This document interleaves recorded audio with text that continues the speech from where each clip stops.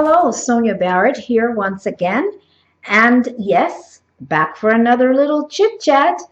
And this time we are looking at how to stop the procrastination. 5 steps. Now, procrastination, like most all actions and behavior, is habit. Everything becomes a habit, a habit. It becomes a way of functioning, a way in which it becomes natural and automatic to us. And we find ways, or people that procrastinate, let me just clarify, people who are procrastinators will find a way to sabotage themselves so that they can procrastinate. Like somehow, if they're always going to be late, like people who are always late, they find reasons why they ended up being late. They just find the ways, they create situations that will cause them to fall into the same habit, the same pattern. And they really, in their own minds, believe that these are valid reasons. So it's the same thing with procrastinating. Now, there's 5 steps that I sort of came up with in thinking about it, because I'm not a procrastinator. Um, I am. I had to actually evolve myself beyond being so impulsive over the years. So I'm, the opposite. I'm like, boom, dive in first, think about it later. Once I'm in, I don't look back. I just keep swimming until I get to shore or wherever it is I need to get to. And then I look back and I'm like, whoa, I can't believe I swam that far. But anyway, for the people who procrastinate, because it really does impact their lives and just sort of hold things up. And then, okay, let me let you know what the 5 steps are, and then we just kind of go over it. Um, One, all right, these are all things to help you to stop procrastinating. The first thing you want to do is you want to acknowledge that you are procrastinating, which a lot of times people, when they're procrastinating, they don't want to acknowledge that they're procrastinating, right? 2, examine the excuses that you give yourself. And generally, it's a question of, what do you fear? Generally, that's what it's about. What do you fear? Because generally, there's some sort of fear behind the procrastination and the excuses that you're giving yourself, right? No different than the example I gave before of people who are always late. They somehow sabotage themselves, find situations to come up to allow them to be late. Then they get to say, well, I tried, but I was late because. 3, examine the legitimacy of the excuses. Now, these are all tough things for a really, strong, solid procrastinator. What are the excuses, and the legitimacy of the excuses? Now, that means you're going to have to actually what? Be honest with yourself. You're going to actually have to do that. So you can't go, well, yeah, but, no. I always say that big butt comes up. Well, you want to get that big butt out the way and just look at it for what it is. All right, so after you examine the legitimacy of the excuses, and you've also examined the excuses and the legitimacy of it, obviously, from the first step of acknowledging that you're procrastinating. Then 4, you're going to now commit to taking the steps that are needed towards what? Immediacy, towards acting more immediately. You're going to go ahead and in each situation, right? Because now you've learned to go ahead and stop and acknowledge the procrastination. So now the 4th step is going to be to commit to actually moving forward.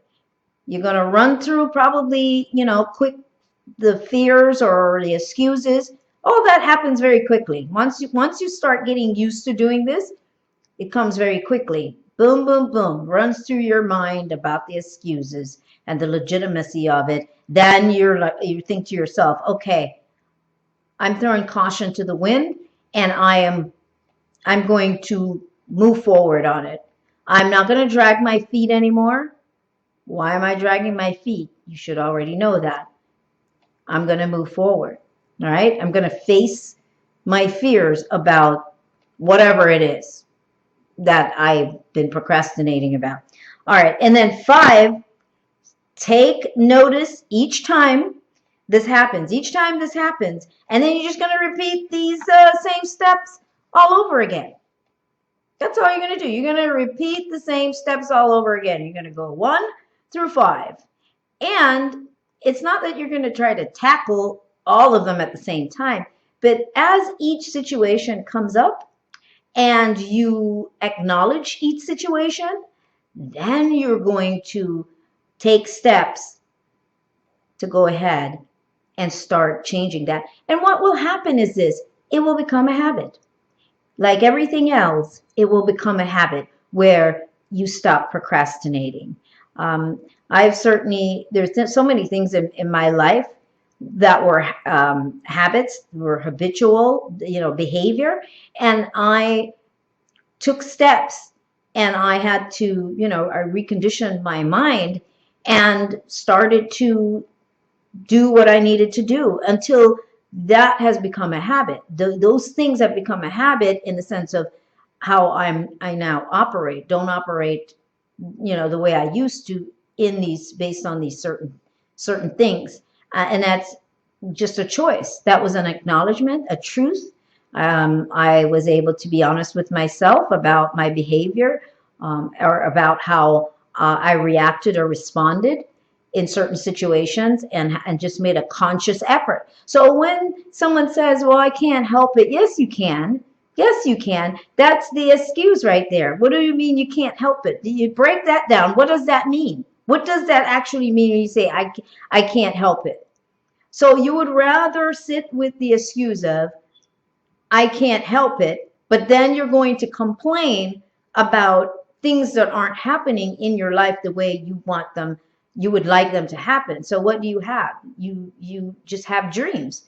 So then you're just constantly dreaming about something that you would love to have, occur, but you're not taking any step towards it because you've come up with a million things. Okay, real quickly, I'm not going to make this a long video, but one of the big things is people who they have an idea, or they want to start a business, or they want to do something. And what is the first thing we say? Well, I don't have the money to do it. I don't know how I'm going to do that. I don't have the money. Well, let me just try to save some money up first, get some money together first, and then I will do this. These are common excuses. And many times, that person doesn't save the money to do that. They may try to, but then what's the excuse? Every time I try to save the money to do this, I end up using it for something else. Those sound like legitimate excuses, but if you notice, it becomes a pattern, a habit, and you just can't seem to get out of that pattern or habit. So you feel like, you're trying to take 2 steps forward and then you go 2 steps back. So you have to really stop and look at this. And you're telling yourself you're waiting because you're trying to pull the money together. Sometimes that's just an excuse to delay doing what it is that you think you want to do because of the fear of actually trying to do the thing that you want to do. Many times there's fear of failure, fear of ridicule. There's so many different fears. And this is why I'm saying these things to you, is to be able to nail these fears, is to be able to go ahead and see. And most of the times your fear is unwarranted. You think you're going to fall, I always say fall where? But you think you're going to fall, which for people is failure. And that's what everybody seems to be afraid of. And I say, if we ever going to use the word fail, nobody fails. But if we were ever going to define failure to me would be never having tried. To me, if I were going to use the word failure, it would be to never having tried and to live very safe. And procrastination allows that. And sometimes procrastination actually backfires, and then something that could have been done wasn't done in the time that you could have done it, and then you end up with a mountain. You end up with this, other thing to deal with. So on some of that, yes, some of that kind of procrastination, yes, I'm familiar on some of that kind of procrastination. I am familiar and have worked hard to change that behavior as well. So, all right, for those of you interested, I am doing a workshop, a 4-part workshop coming up next month. We'll meet twice next month, and twice in January. So it's twice in December, twice in January. And I will put it on the screen, the actual name of the workshop, but it has to do with money and numbers. It's understanding the money and number code, as we are programmed with the numbers code, which has everything to do with money, and not just money, but time and much of what we deal with. Everything is quantified in our reality.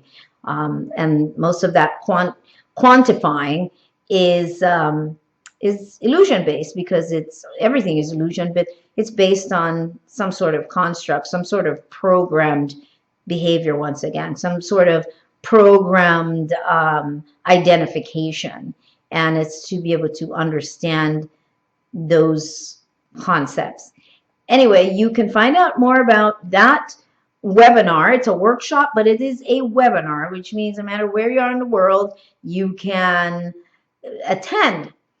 It's therealsoniabarrett.com, therealsoniabarrett.com. And of course, for the documentary, it's thebusinessofdisease.com.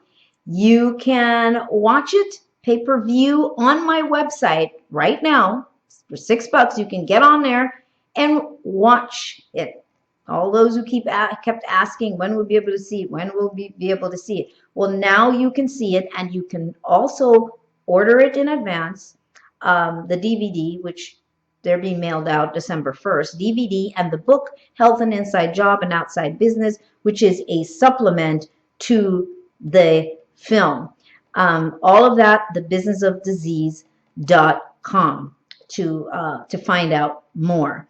The official release of the film to the public on your video on demand, your channels, will be February of next year, and digital release, which means Amazon and Hulu and so on. But right now, you can watch it on my website, thebusinessofdisease.com. If you have any questions, I would love, or responses, I would love to hear about it. I'd love to hear on whatever level of dialogue that may be regarding the film, or regarding all of what I've said here today. And I believe that's it. TheRealSoniaBarrett.com for my personal website with all the events, retreat and all. Check it out. All right, so until next time, see you then.